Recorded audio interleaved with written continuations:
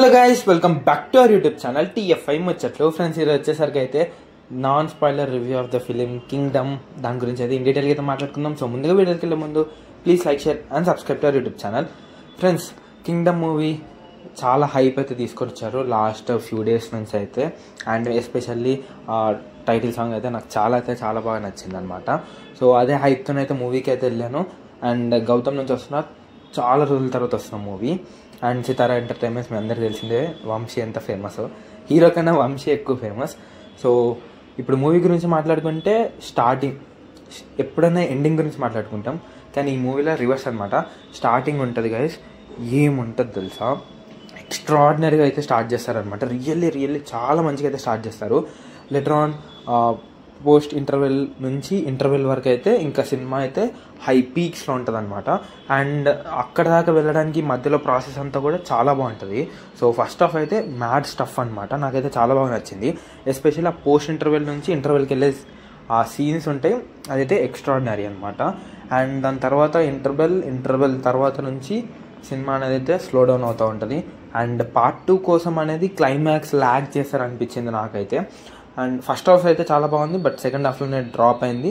And ఎక్కువ నాకు ఎక్కడ అనిపించింది అంటే, స్టోరీని ఫాస్ట్గా తీసుకెళ్తే బాగుండేది, బట్ ఎందుకో పార్ట్ 2కి లాగాలి అనిపించో లేకపోతే ఏమో నాకు తెలియదు, కానీ ఎక్కువ పార్ట్ 2 కోసం సాగదీస్తారైతే అనిపించింది అనమాట.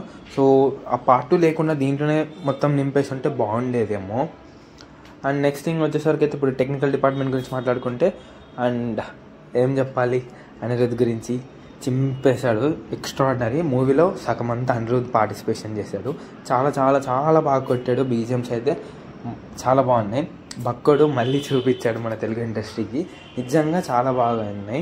ఈ మూవీ వచ్చేసరికి అయితే VFX అవన్నీ అయితే ఎక్కువ వాడలేదు, ఎందుకంటే ఈ మధ్య VFX అయితే చాలా మంది సరిగ్గా చేయట్లేదు. ఇది ఎక్కువ రియల్ వరల్డ్ లోనే షూటింగ్ చేస్తారని అయితే చెప్పారు ముందుగానే డైరెక్టర్ గారు. సో నాకైతే అలానే కనిపించింది. And especially editing wise, VFX wise అయితే ఏం ప్రాబ్లం లేదు. సినిమా అంతా చాలా బాగుంది. స్క్రీన్ ప్లే కూడా ఎంగేజ్ చేస్తూ ఉంటుంది అనమాట.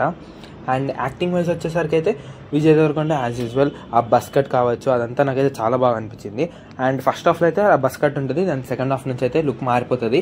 బట్ ఆ లుక్ ఎందుకో నాకు నచ్చలేదు. ఫస్ట్ హాఫ్లోనే బాగుంటుంది అనమాట. అండ్ హీరోయిన్ వచ్చేసరికి అయితే హీరోయిన్కి ఎక్కువ రోల్ అయితే లేదు, అండ్ ఎక్కువసేపు కూడా కనిపించదు అనమాట. అండ్ హీరోయిన్తో ఒక సాంగ్ ఉంటుంది కదా, ఆ సాంగ్ కూడా అయితే తీసేశారనమాట ఫైనల్ ఎడిట్లో అనుకుంటా. సో మూవీకి వెళ్ళొచ్చా అని ఏం డౌట్ పెట్టుకోకండి, కళ్ళు మూసుకొని వెళ్ళిపోవచ్చు. And best part of the first part and second పార్ట్లో కొంచెం డ్రాబ్యాక్స్ ఉన్నాయి, దానికి ఒప్పుకోవాల్సిందే. మ్యూజిక్ బాగుంది, యాక్టింగ్ బాగున్నాయి. సో అండ్ అందరి గురించి చెప్తున్నాను, ఒక్క మనిషి గురించి చెప్పాలి, సత్యదేవ్ యాక్టింగ్ గురించి ఎంత మాట్లాడుకున్నా తక్కువే. తన యాక్టింగ్కి తను ఎక్కడో ఉండాలి, బట్ ఎక్కడో ఉన్నాడు. నాకైతే చాలా బాగా చేశాడు అనమాట. తన యాక్టింగ్ అయితే ఎక్స్ట్రా, నేను అసలు పేరు పెట్టలేము. సో అదే అనమాట.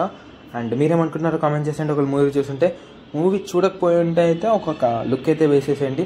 అండ్ నేను ఇచ్చే రేటింగ్ వచ్చేసరికి అయితే 2.85 out of 5. So please like, share and subscribe to YouTube channel. Thanks for watching.